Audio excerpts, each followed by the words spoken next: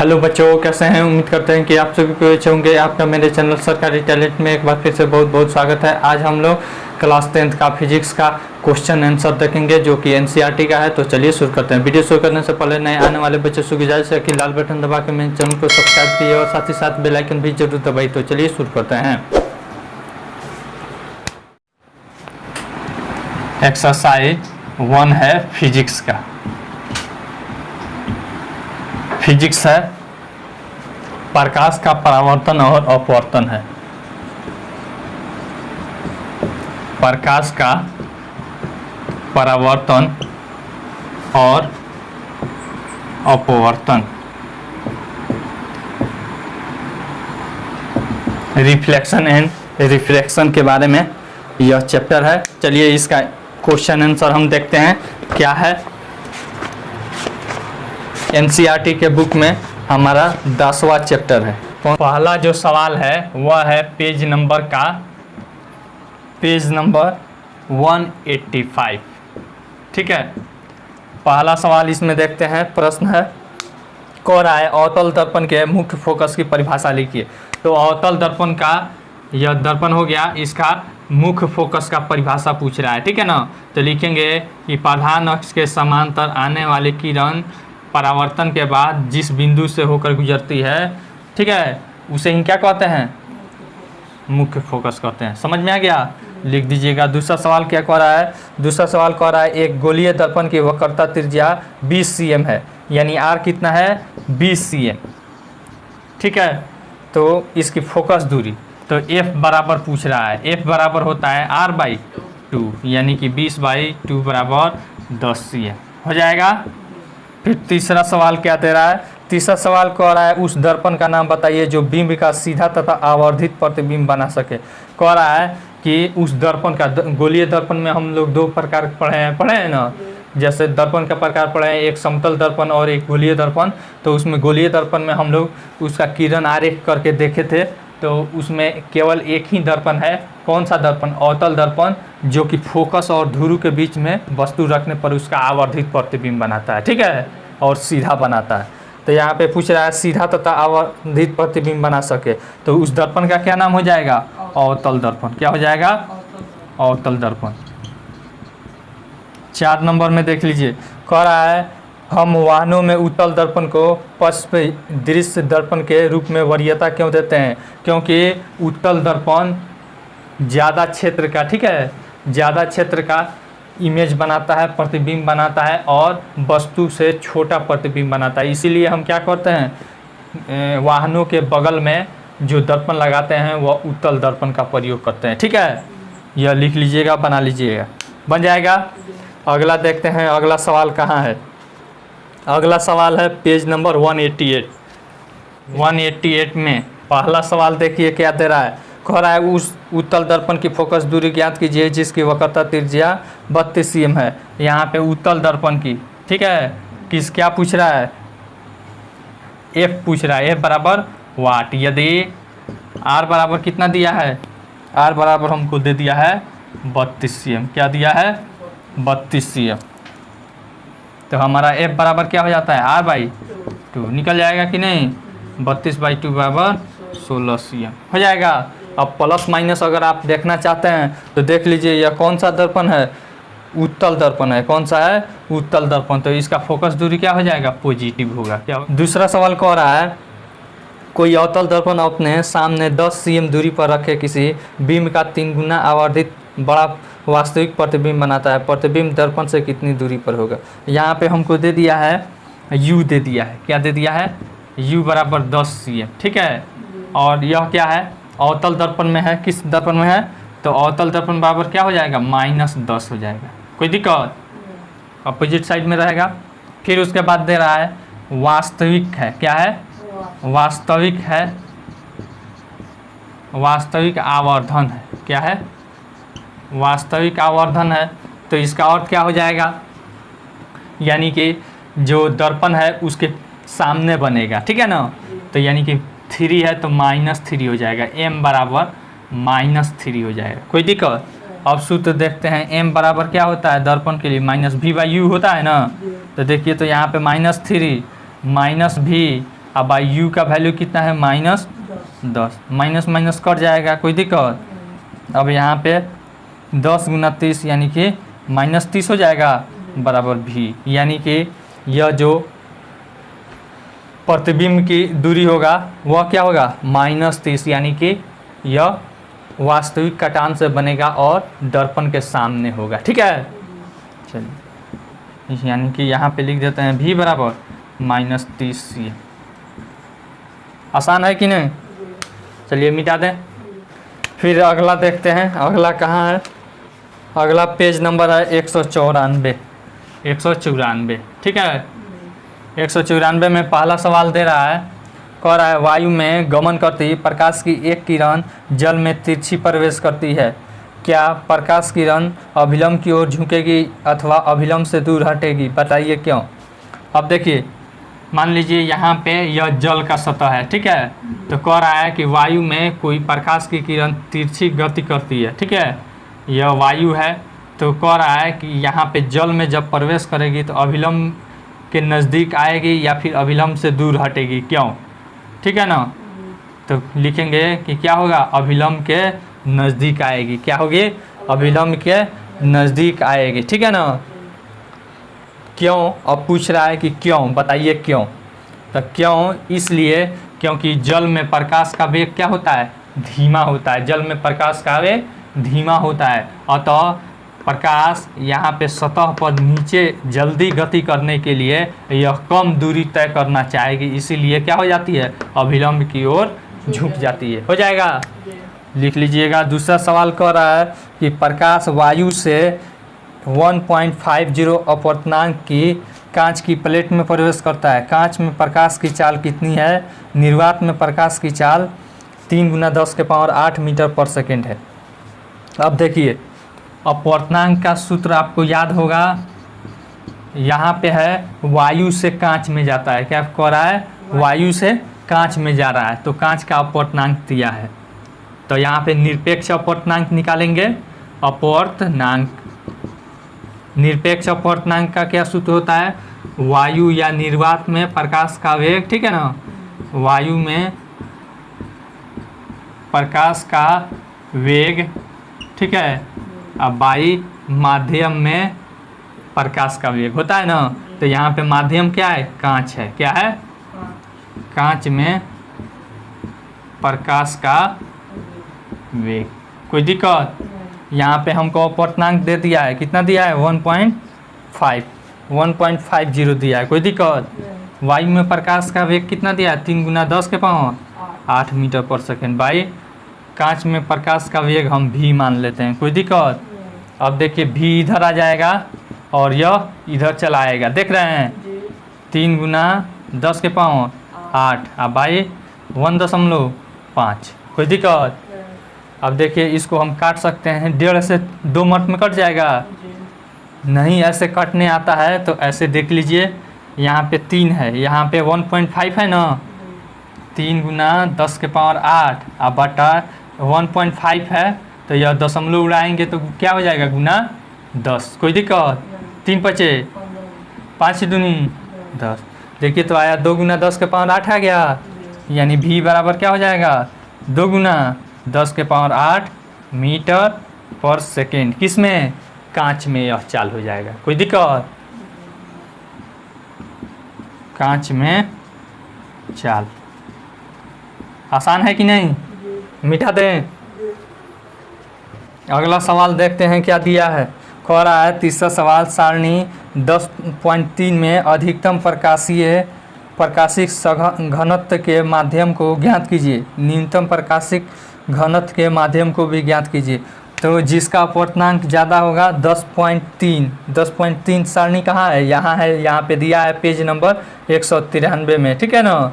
तो सबसे न्यूनतम हो जाएगा वायु, न्यूनतम क्या हो जाएगा, न्यूनतम घनत्व हो जाएगा बराबर वायु, ठीक है, और अधिकतम क्या हो जाएगा, हीरा हो जाएगा, अधिकतम हीरा हो जाएगा, ठीक है ना। यहाँ पे देख लिए 2.42 दिया है हीरा, कोई दिक्कत। फिर चौथा सवाल देखते हैं क्या दिया है, चौथा सवाल हमको दिया है, आपको केरोसिन, तारपीन का तेल तथा जल दिए गए हैं, इनमें से किसमें प्रकाश सबसे अधिक तीव्र गति से चलता है? सारणी 10.3 में दिए गए आंकड़ों का उपयोग कीजिए। ठीक है, तो जिसका अपवर्तनांक कम होगा उसमें प्रकाश क्या होगा? तीव्र गति से चलेगा। ठीक है, किस किस चीज़ को दिया है? केरोसिन, तारपीन और फिर जल। देख लीजिए इसमें किसका अपवर्तनांक कम है। केरोसिन का है 1.44, तारपीन का है 1.47 और जल का है 1.33। तो किसमें तीव्र गति से चलेगा? जल में तीव्र गति से चलेगा। क्यों? क्योंकि जल का अपवर्तनांक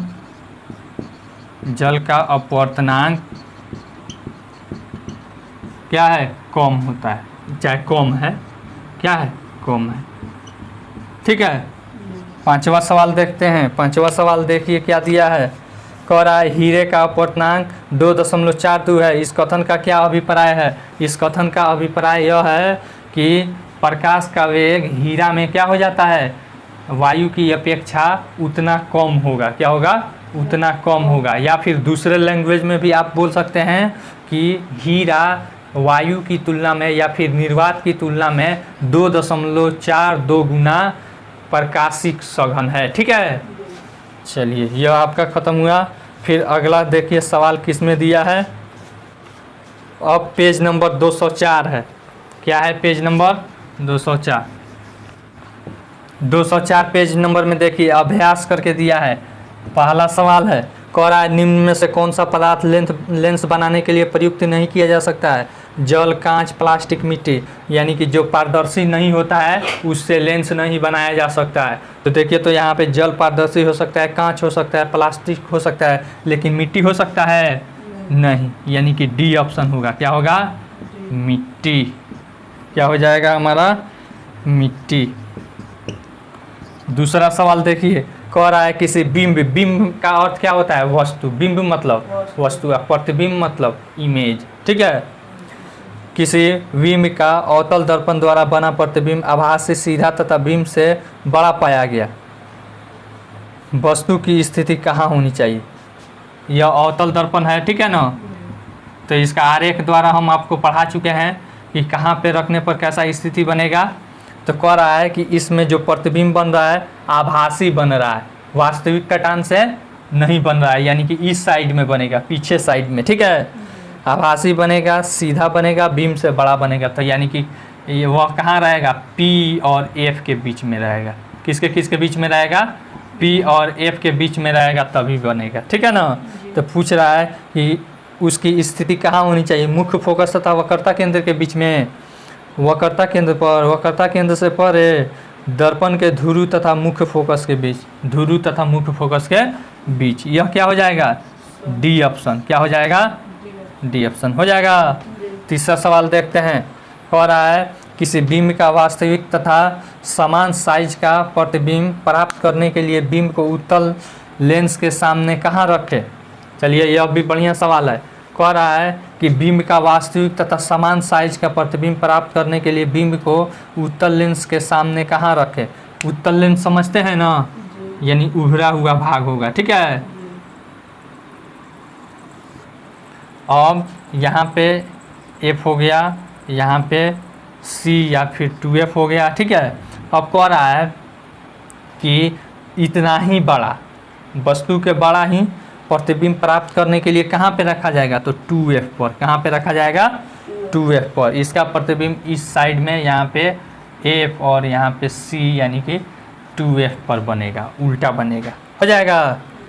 यहाँ पे लेंस के मुख्य फोकस पर, फोकस दूरी की दोगुनी पर, फोकस दूरी के दोगुनी 2F यानी कि C पर। ठीक है, यह हो जाएगा हमारा बी ऑप्शन। क्या हो जाएगा? B option. मिटा दे इसको। चौथा सवाल देखिए क्या कह रहा है। चौथा सवाल कह रहा है किसी गोलीय दर्पण तथा किसी पतले गोलीय लेंस दोनों की फोकस दूरियां -15 cm है। दर्पण तथा लेंस संभवतः है। अब देखिए, गोलीय दर्पण किस गोलीय दर्पण का हमारा फोकस दूरी माइनस होगा? तो यहाँ पे अवतल का होगा। इसी का ना हमारा फोकस दूरी इस साइड में रहता है, इस साइड में इसी का ना रहता है, यहाँ पे एफ इस साइड में चला जाता तो पॉजिटिव हो जाता, यानी कि अवतल दर्पण। पहला में क्या हो गया, अवतल दर्पण। फिर उसके बाद दर्पण अवतल, फिर उसके बाद क्या कह रहा है, गोलीय लेंस। फिर लेंस का फोकस दूरी, लेंस भी कौन सा रहता है हमारा, लेंस भी अवतल ही रहता है। लेंस भी क्या रहता है, ऐसे आता है, ऐसे निकल जाता है, तो ऐसे मिलता हुआ जहाँ पे प्रतीत होता है उसी को क्या कहते हैं, यहाँ पे यही हमारा फोकस था। यह फोकस कहाँ पे होता है, बैक साइड में है, यानी आपतित किरण के पीछे उलट साइड में है कि नहीं। अतः यह दोनों का यानी कि दोनों ही अवतल होगा, दर्पण भी अवतल होगा और लेंस भी क्या होगा, अवतल होगा। तब उसका क्या हो जाएगा हमारा फोकस दूरी माइनस, यानी f बराबर -15। तो कौन सा दर्पण होगा, अवतल दर्पण होगा। लेंस कौन सा होगा, अवतल लेंस होगा। तो यानी कि दोनों क्या हो जाएंगे, अवतल हो जाएंगे। ए ऑप्शन होगा। कौन सा ऑप्शन होगा, ए। 5 नंबर में देखिए, कह रहा है किसी दर्पण से आप चाहें कितनी ही दूरी पर रखे हों, आपका प्रतिबिंब सदैव सीधा प्रतीत होता है, संभवतः दर्पण है। तो केवल कौन सा दर्पण है बताइए। तो किसी दर्पण से आप चाहे कितनी ही दूरी पर खड़े हो, आपका प्रतिबिंब सदैव सीधा प्रतिबिंब होता है, संभवतः दर्पण है। बताइए तो, समतल भी हो सकता है, समतल में भी हमेशा सीधा बनता है, ठीक है। और फिर उत्तल में, उत्तल दर्पण में भी ऐसे रहता है ना, तो इसमें भी छोटा प्रतिबिंब बनता है और हमेशा सीधा बनता है। तो कौन सा ऑप्शन हो जाएगा, डी ऑप्शन। कौन सा हो जाएगा, डी ऑप्शन। आसान है कि नहीं।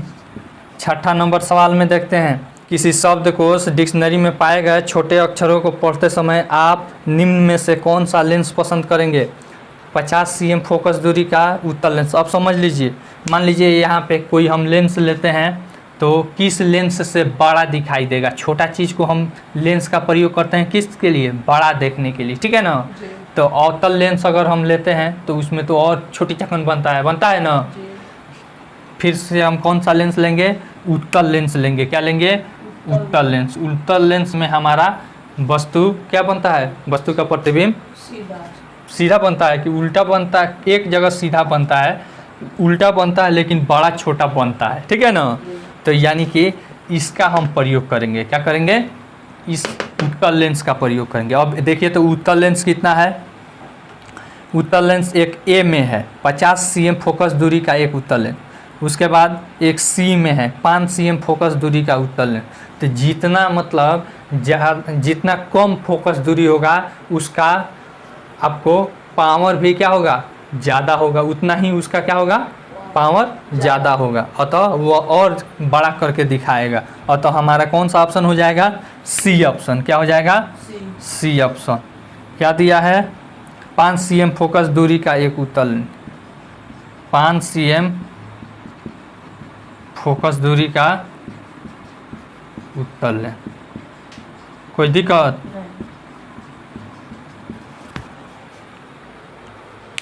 फिर से मिटा देते हैं इसको। 7वां सवाल देखिए क्या कह रहा है, 15 cm फोकस दूरी के एक अवतल दर्पण का उपयोग करके हम किसी बिंब का सीधा प्रतिबिंब बनाना चाहते हैं। बिंब का दर्पण से दूरी का परिसर क्या होना चाहिए, प्रतिबिंब की प्रकृति कैसी है, प्रतिबिंब बिंब से बड़ा है अथवा छोटा। इस स्थिति में प्रतिबिंब बनने का एक किरण आरेख खींचिए। सबसे पहले हमको अवतल दर्पण दिया है, क्या दिया है, अवतल दर्पण। अवतल दर्पण दिया है तो इसका फोकस दूरी हमारा माइनस में होगा और f बराबर हमारा दे दिया है 15 cm। तो सबसे पहले हम क्या कर लेंगे, एक अवतल दर्पण का बनाएंगे, ठीक है ना। इसका किरण आरेख कह रहा है खींचने के लिए, यहाँ पे हमारा लगभग f हो जाएगा, क्या हो जाएगा, f, और इसका दोगुना लगभग c हो जाएगा। कोई दिक्कत, ठीक है ना। अगर हम यहाँ पे वस्तु रखते हैं और तो यहाँ से ऐसे जाने वाली क्या हो जाती है, फोकस से गुजर जाती है, समांतर जाने वाली, ठीक है ना। तो यह महसूस होगी कि ऐसे आ रही है, ठीक है। और फिर जो केंद्र से जाती है, जो केंद्र से जाती है वह क्या होती है, फिर इसी दिशा में लौट आती है। तो यह महसूस होगी कि ऐसे आ रही है, और यह यहाँ पे ऐसे यहाँ पे मिलेगी, यानी कि ऐसे प्रतिबिंब बन जाएगा। कोई दिक्कत? यानी कि आभासी प्रतिबिंब बनेगा। इसका क्या पूछ रहा है हमसे? परिसर क्या होना चाहिए? तो यह कहाँ कहाँ पे रखाएगा? पी और फोकस के बीच, ध्रुव तथा फोकस के बीच। इसका स्थिति कहाँ होगा? ध्रुव तथा फोकस के बीच स्थिति इसका हो गया, या परिसर। ठीक है। प्रतिबिंब की प्रकृति कैसी है? तो क्या है? आभासी है। क्या है? आभासी। और वस्तु से बड़ा, वस्तु से बड़ा, सीधा। ठीक है ना? यही होगा। इसका किरण आरेख भी हम खींच कर दिखा देंगे। आप लोग पेंसिल से बनाइएगा ना और प्रकाल से, तो बढ़िया से बनेगा। उसके बाद देखते हैं 8वां, निम्न स्थितियों में प्रयुक्त दर्पण का प्रकार बताइए। 8 का ए नंबर में देखिए क्या दे रहा है? किसी कार का अग्रदीप। अग्रदीप समझते हैं? मतलब कार का हेडलाइट, जिससे लाइट जलता है, तो उसमें कौन सा दर्पण यूज होता है? ऐसे रहता है, दर्पण रहता है ना, कि सीधा लाइट फोकसित करे, तो कौन सा यह दर्पण हो जाता है? अंदर की तरफ धंसा रहेगा तो अवतल। कौन सा दर्पण होगा? अवतल। ठीक है ना? आजकल के गाड़ियों में मैक्सिमम में पैराबोलिक आ रहा है। क्या आ रहा है? पैराबोलिक, की खूब तेज और सीधा गोटा भेजे। ठीक है ना? फिर उसके बाद बी नंबर में देखिए, और पूछ रहा है इसका कारण भी बताइए, कारण सहित पुष्टि कीजिए। तो क्यों? इसलिए अवतल दर्पण का यूज किया जाता है क्योंकि वह उसके प्रकाश को सीधा समांतर फोकसित करे। ठीक है। फिर बी नंबर में कह रहा है किसी वाहन का पार्श्व या पश्च दृश्य दर्पण, यानी कि पीछे का दृश्य देखने के लिए गाड़ी में कौन सा दर्पण लगाया जाता है? उत्तल दर्पण। कौन सा दर्पण? उत्तल दर्पण। क्यों लगाया जाता है? क्योंकि पीछे का ज़्यादा दूर का प्रतिबिंब बने और छोटा प्रतिबिंब बने। ठीक है। यह लिख लीजिएगा। यहाँ पे सी नंबर, सौर भट्टी। क्या कह रहा है? सौर भट्टी। तो सौर भट्टी में अवतल दर्पण का यूज किया जाता है। किसका? अवतल दर्पण का। क्यों किया जाता है? क्योंकि अवतल दर्पण सूर्य के प्रकाश की किरणों को एक जगह फोकसित करता है। ठीक है ना? जिससे भट्टी ज़्यादा देर गर्म रहती है। बन जाएगा? मिटा दे इसको। 9 नंबर में देखिए क्या दे रहा है? किसी उत्तल लेंस का आधा भाग काले कागज से ढक दिया जाता है। क्या यह लेंस किसी बीम का पूरा प्रतिबिंब बना पाएगा? अपने उत्तर की प्रयोग द्वारा जांच कीजिए, अपने परीक्षणों की व्याख्या कीजिए। तो बना पाएगा। जैसे देख लीजिए यहाँ पे, यह क्या है? उत्तल लेंस है। आधा हिस्सा इसका क्या कर देते हैं? ढक देते हैं। क्या कर देते हैं? ढक देते हैं। यह मुख्य फोकस हो गया। ठीक है ना? यहाँ पे हम क्या करते हैं? प्रतिबिंब वस्तु रखते हैं, तो इसका किरण आरेख ऐसे आएगी। ऐसे आने के बाद फोकस से गुजर जाएगी, फिर दूसरा किरण आरेख यहाँ से आएगी। ठीक है ना? और फिर ऐसे निकल जाएगी। निकलेगी ना? यहाँ पे उल्टा प्रतिबिंब बन जाएगा। ठीक है। इस तरह से हमारा बन जाएगा कि नहीं? प्रतिबिंब बनेगा।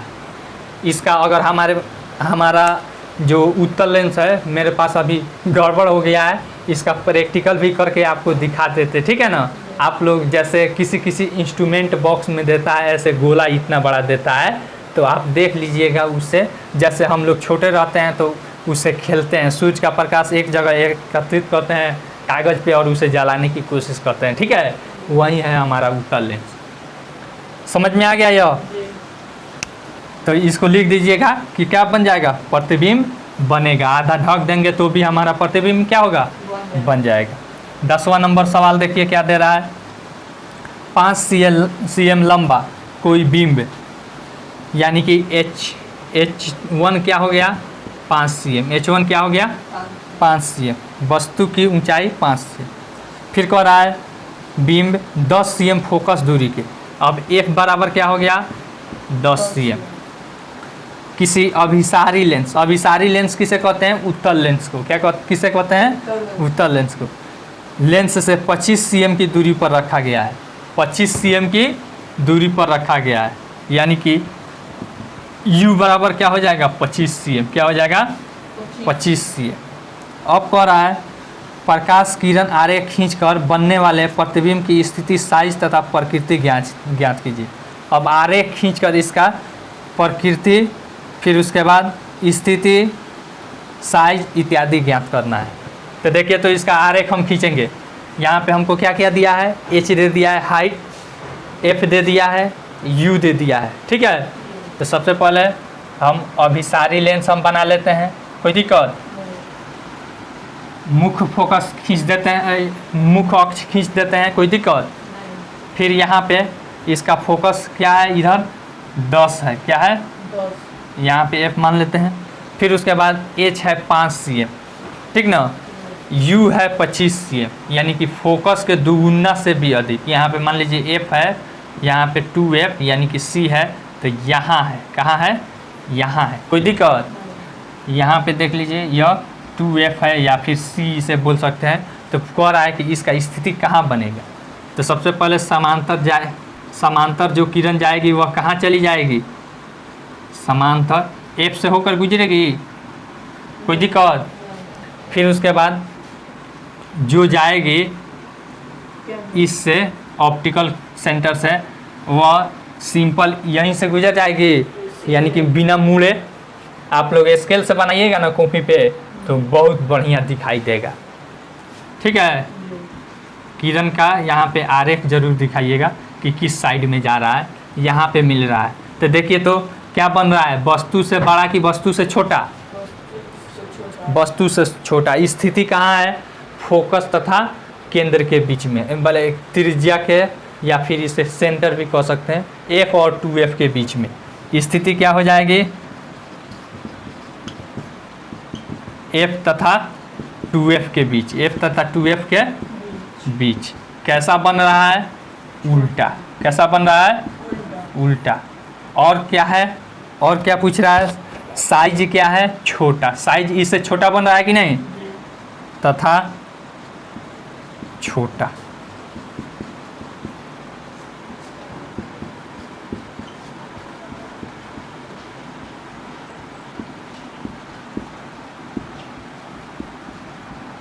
आसान है कि नहीं, मिटा दें।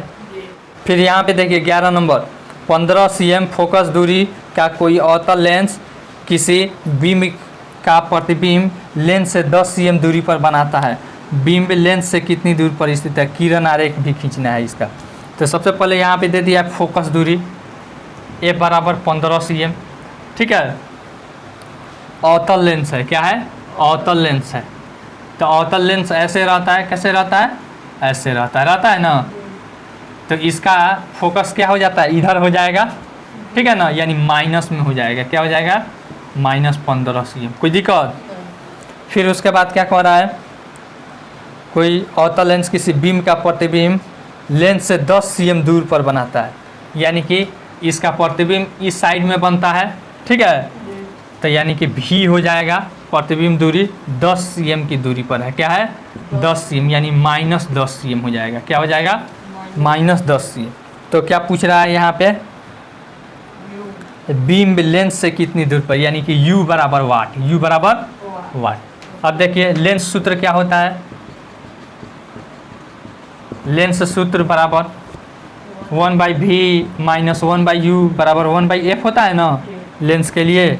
तो 1/v देखिए तो v का वैल्यू कितना है, 1/-10, अब -u का वैल्यू इसमें है नहीं है, बराबर f का वैल्यू कितना है 1/-15।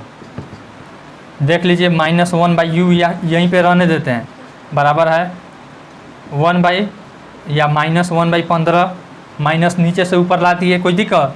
अब देखिए यहाँ पे माइनस इधर आएगा तो +1/10, ठीक है।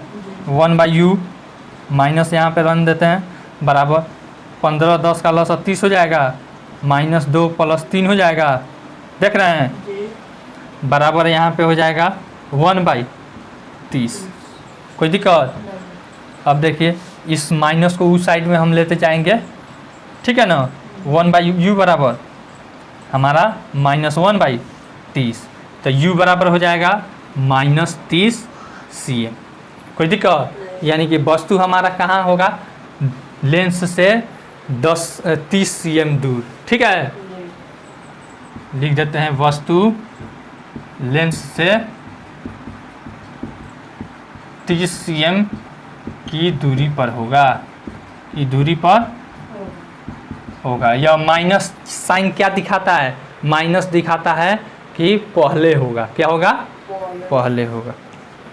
अब इसका क्या कह रहा है, आरेख भी खींचना है। क्या करना है? आरेख भी खींचना है। तो आरेख नहीं खींचा जाएगा, ऐसे करके खींच लीजिएगा और फिर यहाँ पे पहले f हुआ, फिर यहाँ पे 2f या फिर c मान लीजिए, फिर ऐसे जा रहा है, ऐसे ऐसे चला आएगा यहाँ पे ऐसे। ठीक है, फिर उसके बाद यहाँ से प्रतीत होगी, फिर जो केंद्र से जाता है या फिर जो सीधा इससे जाता है ना, वह सीधा निकल जाता है। ठीक है, तो यहाँ पे यह मिलती हुई प्रतीत होती है, यानी कि सीधा प्रतिबिंब बना रही है। कोई दिक्कत? कहाँ पे बना रहा है? यहाँ पे बना रहा है। हो जाएगा, मिटा दे इसको। 12 नंबर सवाल में देखते हैं क्या दिया है। 15 cm फोकस दूरी के किसी उत्तल दर्पण से कोई बीम 10 cm की दूरी पर रखा है। प्रतिबिंब की स्थिति तथा प्रकृति ज्ञात कीजिए। यहाँ पे उत्तल दर्पण है। कौन सा दर्पण है? उत्तल दर्पण। तो इसका फोकस दूरी प्लस में हो जाएगा। यहाँ पे f बराबर कितना दे दिया है? 15 cm। क्या दिया है? फिर उसके बाद आपको किसी कोई बीम में 10 cm दूरी पर, यानी कि वस्तु की दूरी यहाँ पे हमको दे दिया है। क्या दिया है? वस्तु की दूरी यानी कि u बराबर दे दिया है 15 कितना 10 cm। कितना दिया है? 10 cm बराबर। देखिए वस्तु इधर होगा, देख रहे हैं ना, तो यानी कि -10 cm हो जाएगा। क्या हो जाएगा? -10 cm। फिर उसके बाद क्या कह रहा है, तो प्रतिबिंब की स्थिति तथा प्रकृति ज्ञात कीजिए। प्रतिबिंब की स्थिति तथा प्रकृति हमको ज्ञात करना है। तो यहाँ पे प्रकृति तो यहाँ पे सीधा बनेगा और छोटा बनेगा, हमेशा इसमें बनता है कि नहीं। तो अब स्थिति कह रहा है, यानी कि हमको v बराबर वाट पूछ रहा है। तो दर्पण सूत्र से निकाल लेंगे। दर्पण सूत्र से क्या होता है, 1/v + 1/u बराबर 1/f। v का वैल्यू हमको नहीं मालूम है, प्लस u का वैल्यू दे दिया है 1/-10 बराबर f का वैल्यू 1/15। कोई दिक्कत? 1/v प्लस माइनस -1/10 बराबर 1/15। कोई दिक्कत?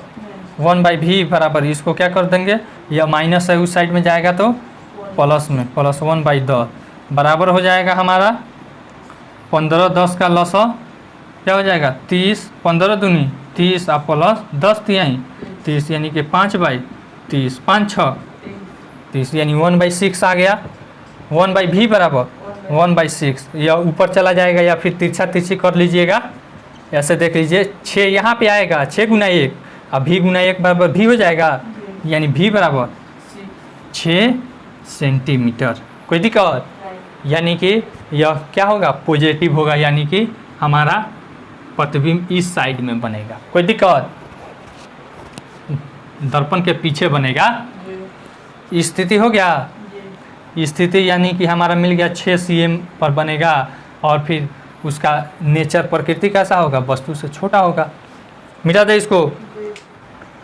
13 नंबर में दे रहा है, एक समतल दर्पण द्वारा उत्पन्न आवर्धन +1 है। इसका अर्थ क्या है? तो देख लीजिए।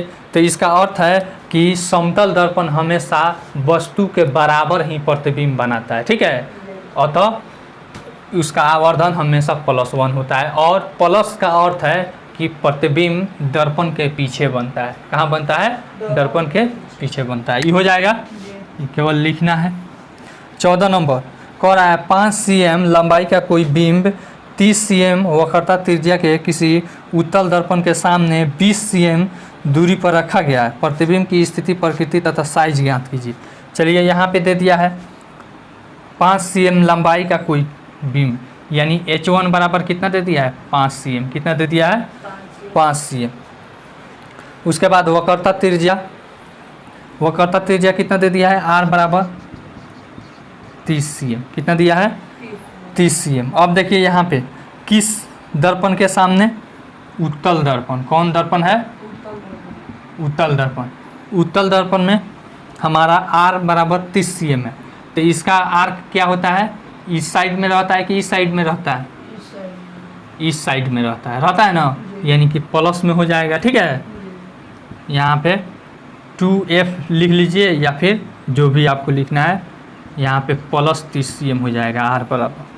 फिर उसके बाद क्या कह रहा है, पर्दे के सामने 20 दर्पण के सामने 20 cm की दूरी पर रखा गया है, यानी कि इधर रखा गया है। कहाँ रखा गया है, इधर रखा गया है वस्तु। कितना, 20 cm की, यानी कि u बराबर -20 cm। u बराबर कितना हो जाएगा, -20 cm।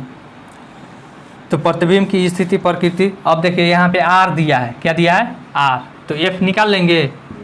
f बराबर r/2, यानी कि कितना हो जाएगा, 15 cm। क्या हो जाएगा, 15 cm। कोई दिक्कत। अब देखिए यहाँ पे हमको मिल गया, f मिल गया, u मिल गया, तो v नहीं निकाल लेंगे,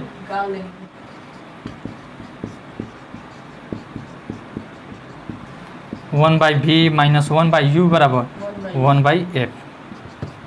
v का वैल्यू निकालना है, 1/v प्लस ना होता है इसमें। देखिए दर्पण सूत्र में क्या होता है, 1/v प्लस 1/u होता है, लेंस में होता है -u होता है।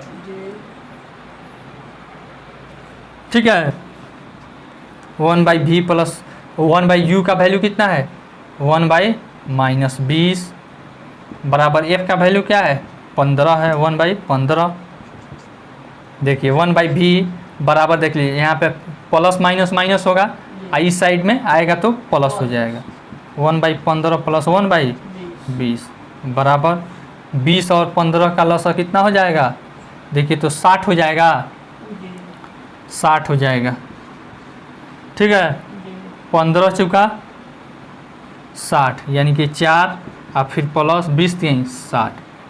कोई दिक्कत, यानी 1/v बराबर हो जाएगा 7/60, तो v बराबर हमारा हो जाएगा 60/7। ठीक है, बराबर इसको पूर्णांक में बदल लीजिए या फिर दशमलव में बदल लीजिए। 7/56, 7/56, 4 आएगा तो 7×5 = 35, 8.5 cm हमारा क्या हो जाएगा, v हो जाएगा। ठीक है, और यह किस में होगा, पॉजिटिव होगा, यानी कि इस साइड में दर्पण के पीछे बनेगा, दर्पण के पीछे बनेगा। इसका हो गया। प्रकृति कह रहा है, स्थिति तो हो गया, प्रकृति कैसा बनेगा, छोटा बनेगा, सीधा बनेगा। अब साइज पूछ रहा है, क्या पूछ रहा है, साइज पूछ रहा है। ठीक, इसमें आवर्धन बराबर होता है, m बराबर क्या होता है, h2/h1, h2 बराबर -v/u। देखिए तो हमको यह दे दिया है एक, यह निकालना है, यह मालूम है। ठीक है, H2 कितना है नहीं मालूम है, यही ना निकालना है हमको। H1 कितना दे दिया है, H1 हमको दिया है 5 cm। कितना दिया है, 5, तो वस्तु इस पर सीधा ही न रखाएगा, और तो ऊपर में है तो क्या है, प्लस में हो जाएगा। ठीक है, -v का वैल्यू हमारा कितना आया है, 60/7, -60/7। अब u का वैल्यू कितना है, देखिए तो u का वैल्यू है हमारा -20। क्या है, -20, माइनस माइनस कट जाएगा, बच जाएगा हमारा H2। ठीक है ना, /5 = यहाँ पे देखिए यह 60, अब फिर बट्टा यह 7 नीचे है तो नीचे आ जाएगा, और गुना 20 हो जाएगा, 20 3 60, और यह 5 ऊपर चला जाएगा गुना में, यानी H2 बराबर 5 3 15/7। कोई दिक्कत, देख रहे हैं, 15/7। अब इसको क्या करेंगे, दशमलव में बदल लेंगे, 7 दूनी 14, 7 एकम 7, इतना cm इसका क्या हो जाएगा, प्रतिबिंब की ऊंचाई हो जाएगी 2.1 cm। आसान है कि नहीं, मिटा दे इसको। 15 सवाल देखिए, कह रहा है 7 cm साइज का कोई बिंब, बिंब मतलब वस्तु 18 cm फोकस दूरी के किसी अवतल दर्पण के सामने 27 cm दूरी पर रखा गया है। दर्पण से कितनी दूरी पर किसी पर्दे को रखें कि उस पर वस्तु का स्पष्ट फोकसित प्रतिबिंब प्राप्त किया जा सके। प्रतिबिंब का साइज तथा प्रकृति ज्ञात कीजिए। यह भी वैसा ही है, लेकिन इसमें क्या है, दर्पण बदल दिया है। क्या किया है, दर्पण बदल दिया है। दर्पण क्या कर दिया है, अवतल दर्पण दे दिया है। ठीक है, हमको इसमें दिया है, देखते हैं क्या क्या दिया है। H1 बराबर 7 cm, कितना दे दिया है, 7 cm। यह हमारा प्लस में रहेगा। फिर उसके बाद दिया है फोकस दूरी F बराबर, इसका फोकस दूरी इधर रहता है, कितना है 18 cm, बराबर कितना हो जाएगा -18। कोई दिक्कत। अवतल दर्पण के सामने 27 cm दूरी पर रखा गया, यानी इधर कहाँ रखा गया है, 27 cm, यानी कि U बराबर क्या है 27 cm बराबर -27 cm। कोई दिक्कत। फिर उसके बाद क्या कह रहा है, तो दर्पण से कितनी दूरी पर पर्दे रखें। अब दर्पण से इधर कितना दूरी पर पर्दा रखे कि उसी पे उसका प्रतिबिंब बन जाएगा। ठीक है ना। तो यानी कि हमको क्या निकालना है, भी निकालना है। क्या निकालना है, भी निकालना है। देख रहे हैं, तो भी बराबर 1, U है, भी निकालना है, F दे दिया है। तो हम कौन सा सूत्र लगाएंगे, दर्पण सूत्र। क्या लगाएंगे, दर्पण सूत्र से 1/v प्लस 1/u बराबर 1/f। देखिए तो v का वैल्यू नहीं मालूम है, 1/v प्लस u का वैल्यू हमको दे दिया है 1/-27। f का वैल्यू कितना है 1/-18। कोई दिक्कत। फिर यहाँ पे देखिए, यहाँ पे 1/v, यहाँ पे देखिए प्लस माइनस माइनस हो जाएगा, अब बराबर के इधर आएगा तो माइनस उधर जाएगा तो प्लस हो जाएगा, यानी -1/18 और प्लस 1/27। कोई दिक्कत। देखिए 18 और 27 का एलसीएम कितना आता है, 18 और 27 54 आएगा। ठीक है ना। 3 छक्का 18, 3 9 27, फिर 3 से 3 दूनी 6, 3 3 9, 3 दूनी 6, 6 3 का 18 3 54, कितना आ जाएगा 54। 18 3 54 यानी कि -3। ठीक है। और फिर यहाँ पे प्लस 27 दूनी 54 2। कोई दिक्कत। बराबर हो जाएगा -1/54। कोई दिक्कत।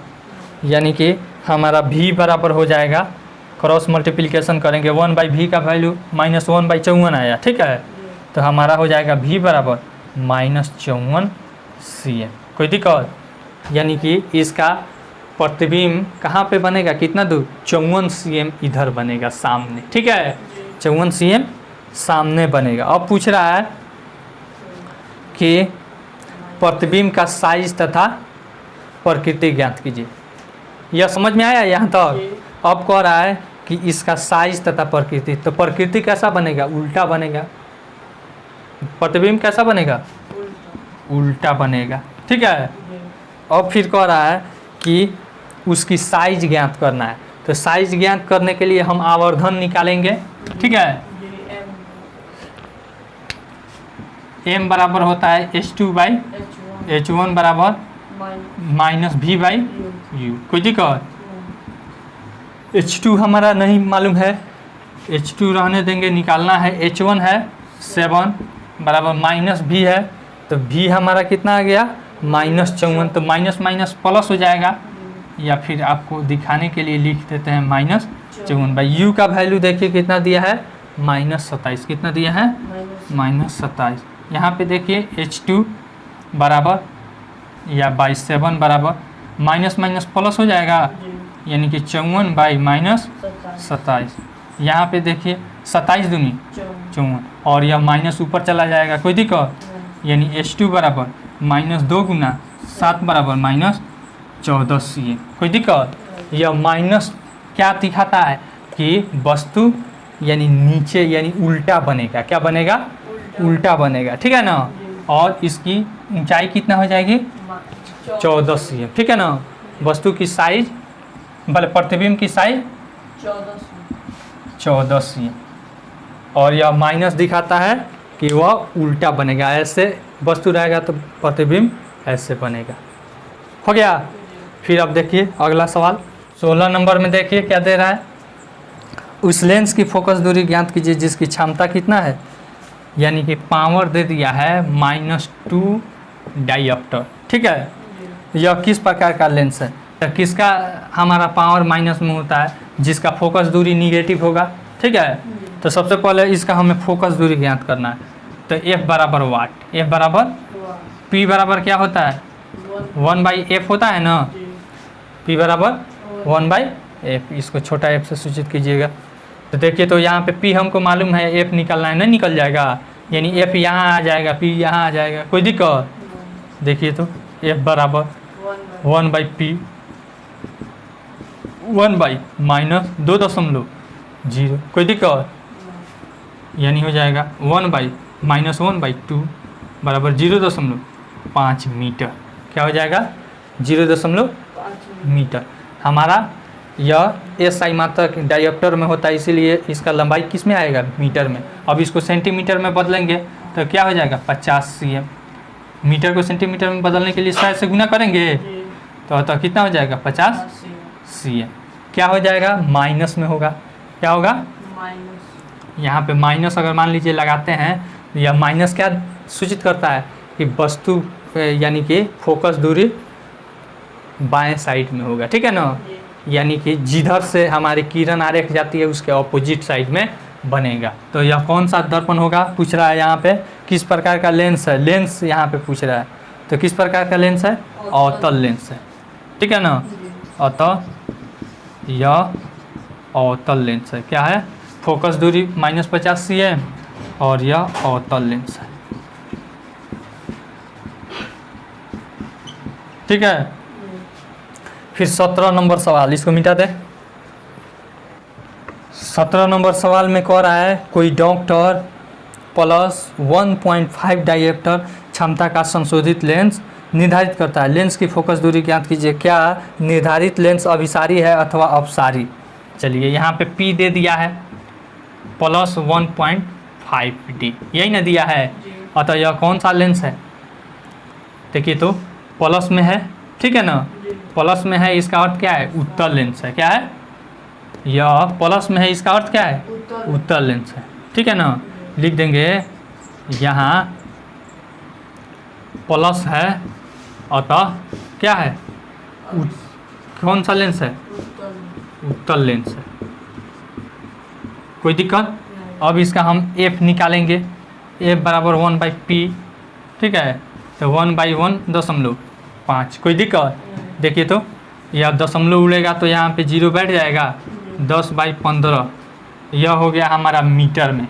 इसको सेंटीमीटर में बदलेंगे, 10/15 गुना 100। देखिए तो 5×15 और 5 से 20 मिनट में, यानी कि 200/3 सेंटीमीटर। कोई दिक्कत, यह हमारा पॉजिटिव में हो जाएगा। ठीक ना। अब क्या पूछ रहा है, फोकस दूरी निकल गया, क्या निर्धारित लेंस अभिसारी है अथवा अपसारी। तो उत्तल लेंस है तो कौन सा लेंस है, अभिसारी है। उत्तल लेंस का ही दूसरा नाम अभिसारी है, यह अभिसारी लेंस है। कौन सा है, अभिसारी। कन्वर्जेंट डाइवर्जेंट होता है ना, अभिसारी लेंस। चलिए आपका यह चैप्टर ख़त्म हुआ। आई होप आपको यह वीडियो बहुत पसंद आई होगी। अगर वीडियो पसंद आई हो तो लाइक कीजिए, शेयर कीजिए और कमेंट करके अपना सुझाव जरूर दीजिए। अगर फिर भी अगर आपको कोई कन्फ्यूजन है या कोई डाउट है तो आप कमेंट करके ज़रूर पूछ सकते हैं। Thanks for watching.